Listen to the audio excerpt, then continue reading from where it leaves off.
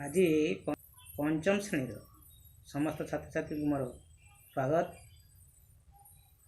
अरे पिले तुम सब केमिति अछ? तेरे भल कथा मुझे भलरे अच्छी। तुम्हें जान आमे व्यवहार कर जिनिस गुड़िक बा द्रव्य गुड़िक केतेक आम अंचल मिलता है और केतेक बाहर मिलता है बा अणा जाए। तेणु से विषय आम जाना। वर्तमान तुम्हें महात्मा दल आम अंचल मिलता जिनिस गुड़िक सब कह मुझे गुड़िक कलापटारे लिपिबद्ध करी और अन्य निज खातार लिख ताले बर्तमान कह मु लिखी धान चाउल मसीणा पनीपरिबा बिरी और माछ। ठीक अच्छे। एबे सुभाष दल तुम्हें तुम अंचल बाहर आसुवा द्रव्य गुड़िकर नाम कह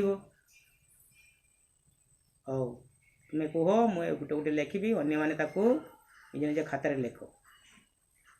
आलू पियाज लुगापटा इलेक्ट्रिक जिनिस। ठीक अच्छे जान पिले। तेणु ये सब द्रव्य विषय आम जानिले। एबे आमे से जो पढ़ुवा आमदानी और रप्तानी क्या कहती ताकू जाना। प्रथमे आमे आमदानी क्या कहती जाना। तुम मन रख तापर निज निज खातार सब लिख। आमे आमर व्यवहार पाई अन्य राज्य तथा अन्य स्थान विभिन्न द्रव्य गुड़ी को आनी था ताकू आमदानी कह जाए। बुझल कौन ना आमर व्यवहार पाई अन्य राज्य तथा अन्य स्थान विभिन्न द्रव्य आनिबा को आमदानी कह जाए। तेबे से जिनिस गुड़िक आम ए जाना जता जंत्रपाति सार टीण खाइबा तेल दस्ता गहम इत्यादि मन रहा। एबे जानिबा रप्तानी क्या कहती। गोटे देशर चाहिदा ठारू अधिक उत्पन्न होउथिबा खाद्यशस्य व अन्यान्य सामग्री आवश्यक करुथिबा देश को पठा जाइथा को रप्तानी कहती।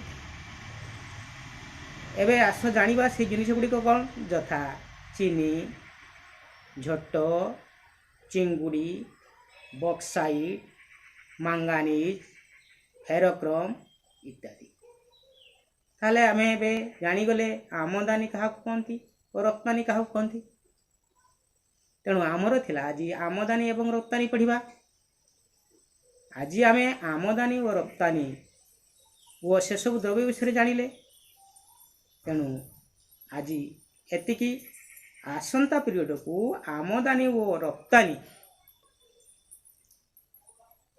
राज्य और देश देश मध्य संपर्क और ताहा केउ केउ पथ देई होई थाए ता विषय जानिबा। तेणु तुम्हें समस्ते ये महामारी मास्क व्यवहार कर सामाजिक दूरता बजाय रख वो घरे रही समस्ते सुस्थ रुह। धन्यवाद।